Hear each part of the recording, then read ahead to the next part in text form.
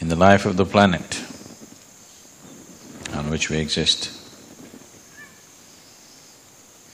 and in turn in the lives of all that exists upon this planet.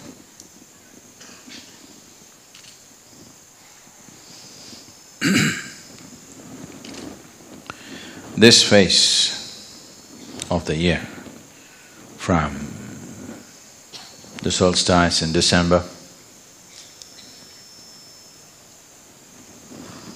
till the second Amavasya, and maybe another 15 days till the next Paurnami. This phase is in many ways the most fruitful for those who are striving to transcend. This is the time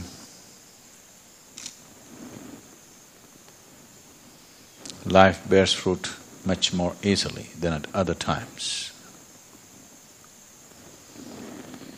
To make use of this, many things were done.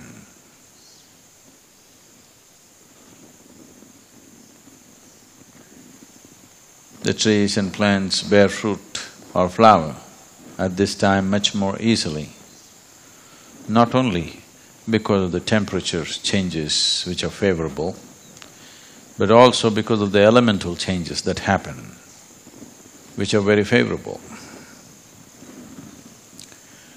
Now,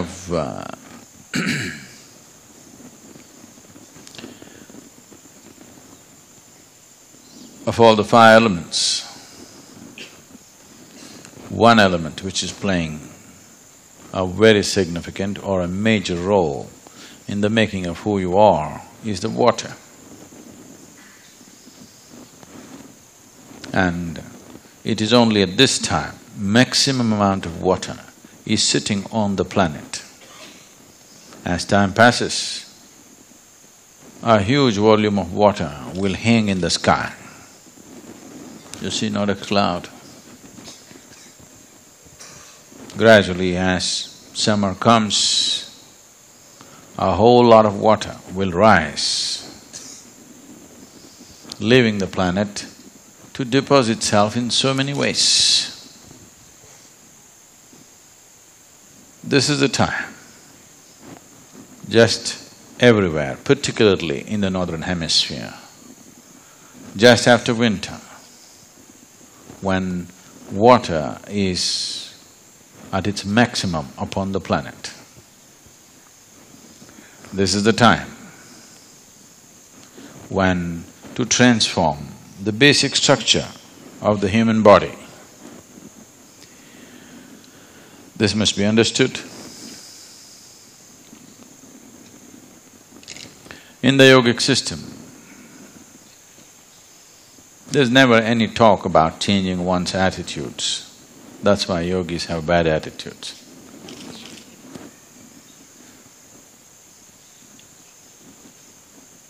Making changes in one's attitude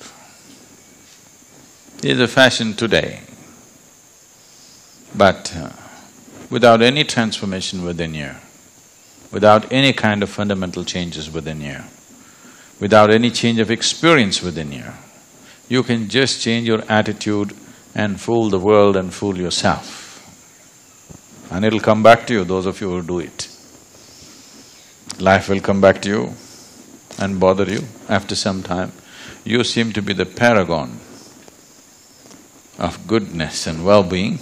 Suddenly one day you realize what a nasty nonsense you can be within yourself, because change of attitudes means you're pretentious.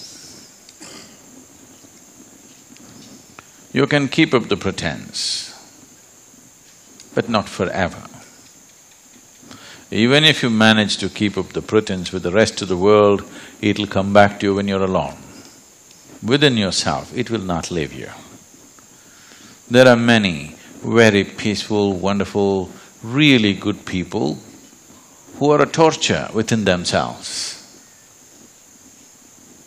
And they wonder why the bad people are having a good time. Because it's only in attitude that one is good, not in sync with the source of creation and even the larger creation. In their goodness, they have become a separate cocoon of life by themselves. Anybody who invents his own world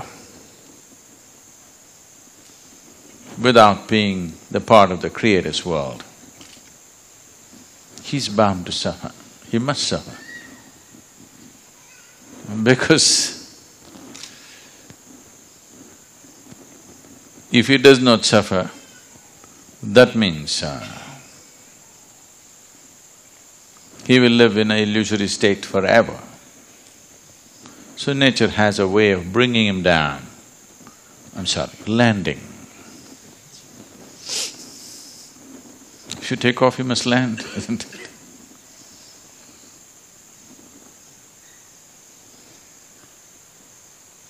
If you take off in an airplane and you're not able to land, will you panic or not? You will see these days everybody is talking about panic attacks, particularly in the West. It's beginning here also. We're catching up fast. We don't want to be left behind.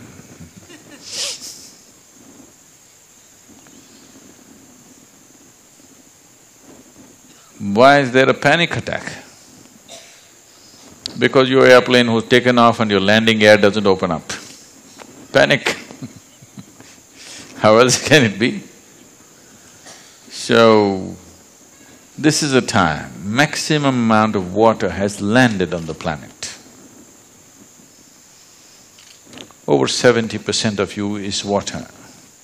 Whether you are aware of it or not, the body is aware of it. Right now the body knows it is in itself on this planet. As the summer's heat rises and water begins to go somewhere, your body doesn't feel very comfortable. Springtime, everything is at its best. The physical body feels at its best, it's at ease. Being at ease is not a simple thing. That's one thing most of the humanity doesn't even experience, what it means to be at ease. A mosquito can throw you off, a little insect can throw you off. You're sitting here, if just a leaf, a dry leaf comes and touches you, it can throw you off because it's not at ease. Coming to ease is not a simple thing. Coming to ease means you're in perfect sync with the creation. So to bring the system to ease, to such a sense of ease that your body clearly understands that it's a part of this earth. Once the body understands that it is a part of this earth, you're just sitting there on the ground. The body understands it's a part of this earth, but you think you're something, that's a whole problem. When the body understands this, if you come to a certain ease, your spiritual process becomes easy because the body clearly understands this. Even if you don't get "I am not this," the body has gotten it. Everything comes to ease. This ease in the physical body, this elemental comfort that it comes to with what is around is very important. Simply, this is still, no matter what's happening, and this ease is very important. If the body doesn't come to ease, you need to understand this. What is not at ease is not willing to release you. What is not at ease will cling. Even if you want to, "I am not the body, I am not the body, I am not the body," But the body doesn't listen. It will not let you go. The body should come to ease. Then if you say, I am not the body, it says, yes, you are not. If it doesn't say yes, you have no way to get out. So, bringing this to ease is very, very important. This phase, till Mahashivratri, is a significant phase for that. Because in terms of elements, in terms of the way the planet is positioned, in terms of the sadhana that you do, if you do it with the necessary involvement, it will have the necessary impact and results. Sadhana time means this is the time to bring humility. This is the time to live like you're just another creature on the planet, which you are. You may have ideas, but the reality is you're just another creature on the planet. And being just another creature is not a bad thing, it's a great blessing. If you are a creature on the planet, the hand of the Creator has touched you. If whether you're an ant or an insect or a cockroach… Do I see a cockroach? Or a human being. If you are a creature on this planet, a creature means the Creator has touched you. There's no better blessing. Your idea of you being a separate existence by yourself. When you say individual, what you're talking about is, am I a separate existence by myself or am I a part of the existence? You must get it now. Just close your mouth and hold your nose. Within a minute you'll understand that you are not a separate existence. Unless you're constantly being fed by the existence, you cannot exist. If this understanding sinks into your very system, then this will come to ease. You can come to ease in this existence only if you are an absolute part of it.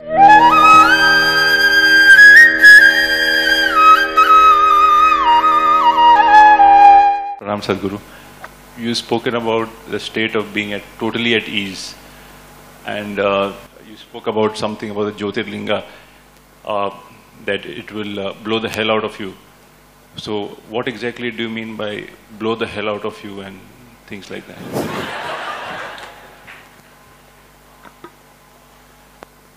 So, I mean that literally, to blow the hell out of you.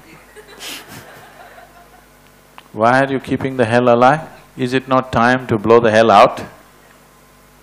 No? You don't think so? The same thing, she said, love, light and laughter simply means to blow the hell out of you, isn't it? You have been nurturing hell within you for a long time. It's time to blow the hell out of you, isn't it? How to blow the hell out of you?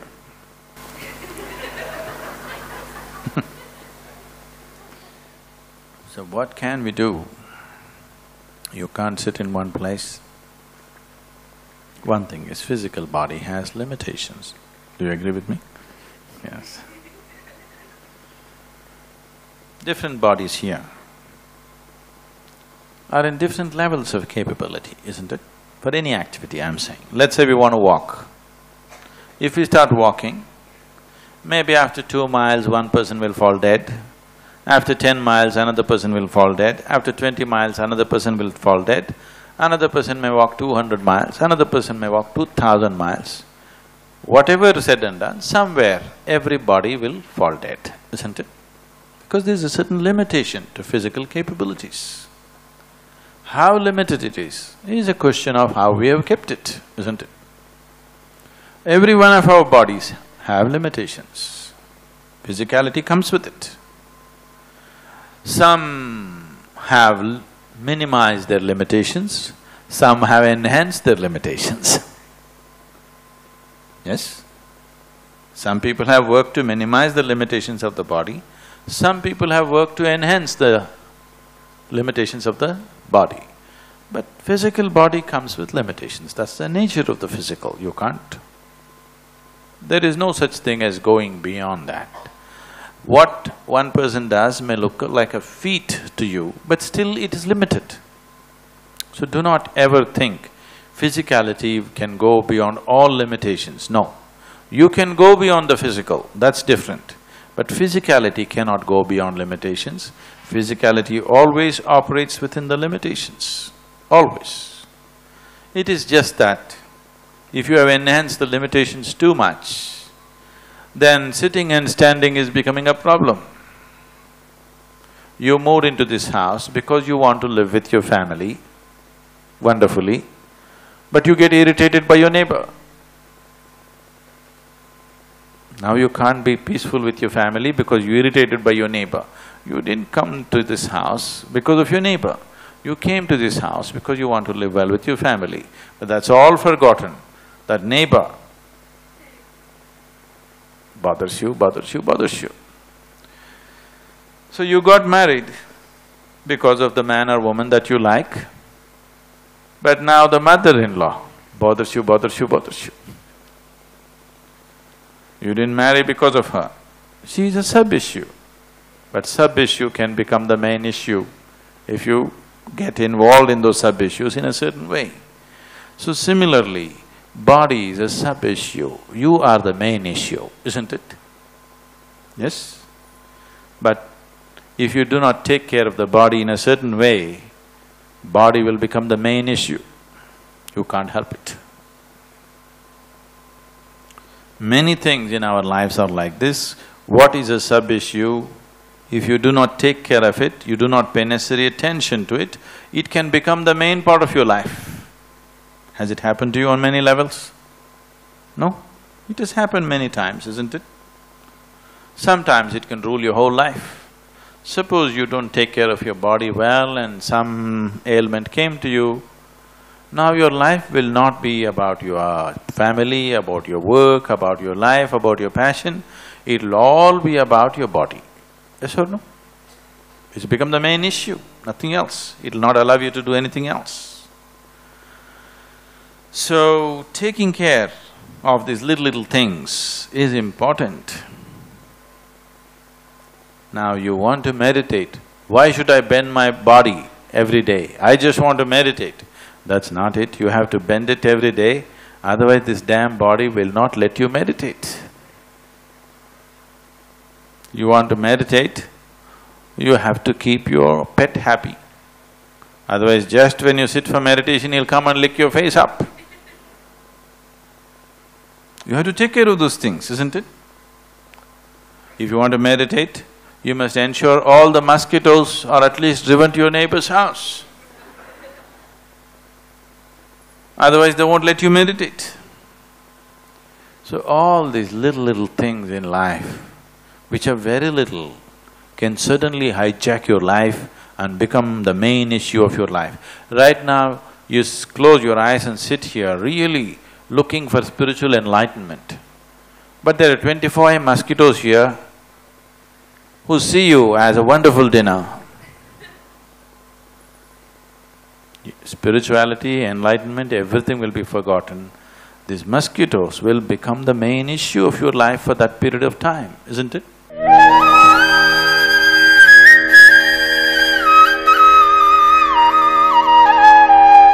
So, these little things in our lives have to be taken care of. Even your little finger has to be taken care of.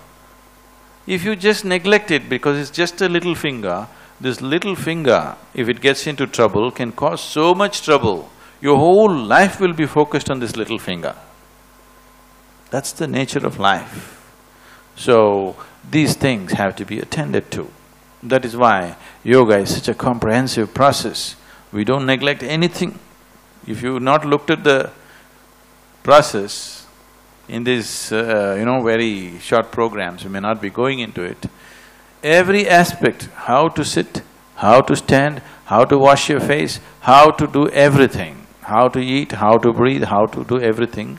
Why so much attention to these small things is, because if you take care of all these small things, when all these small things are no more an issue in your life, you can focus your attention on the main thing. If you do not take care of these small things will play up in such a way, you will start believing this is the main thing. You really start believing this is the main course of life. This has happened to the whole humanity, isn't it? So, blowing the hell out of you. Should hell be blown out of you or no? It should be, isn't it? So we created devices, methods, possibilities, sadhanas which can blow the hell out of you. Suppose I blow the hell out of you, maybe there's be nothing much left.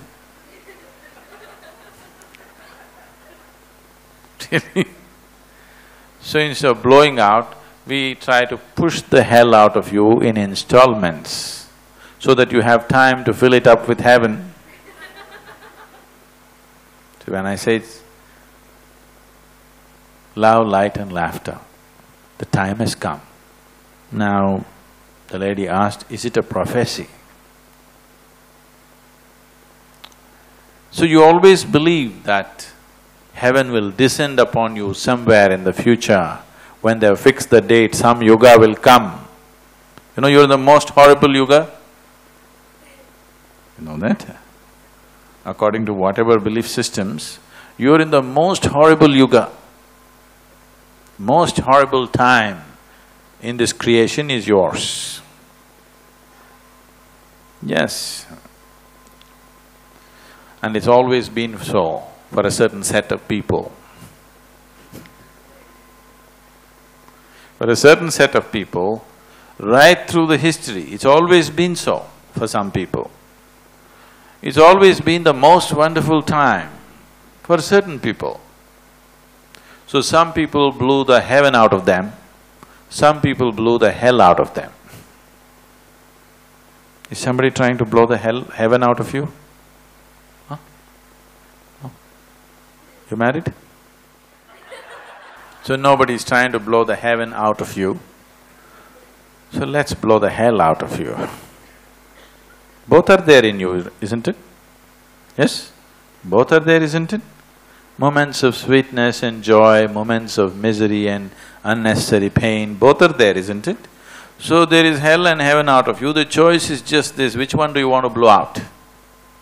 So I'm talking about blowing the hell out of you. So in this tradition, we created a whole variety of devices, a whole variety of practices and sadhanas, so that you can blow the hell out of you. We can blow it out straight away, but as I said, the problem would be nothing much may be left. Because for most people, in 24 hours' time, how much of hell and how much of heaven they go through, if you see, over 90% is hell. When I say hell, it does not mean that you're clinically depressed or you're essentially in a melancholic mood, not necessary. You're not at ease, that's hell, isn't it? Yes? You're not at ease, that's hell. If you look at it by those standards, almost the whole of humanity is over 90% of the time in hell. Sometimes they come to heaven states. Most of the activity that human beings are performing is actually irrelevant to human well-being. They're all busy because if they simply sit quietly, they will become total hell. Just to have a piece of heaven, they have to work. They have to really work hard. So we have devices to blow the hell out of you, shall we?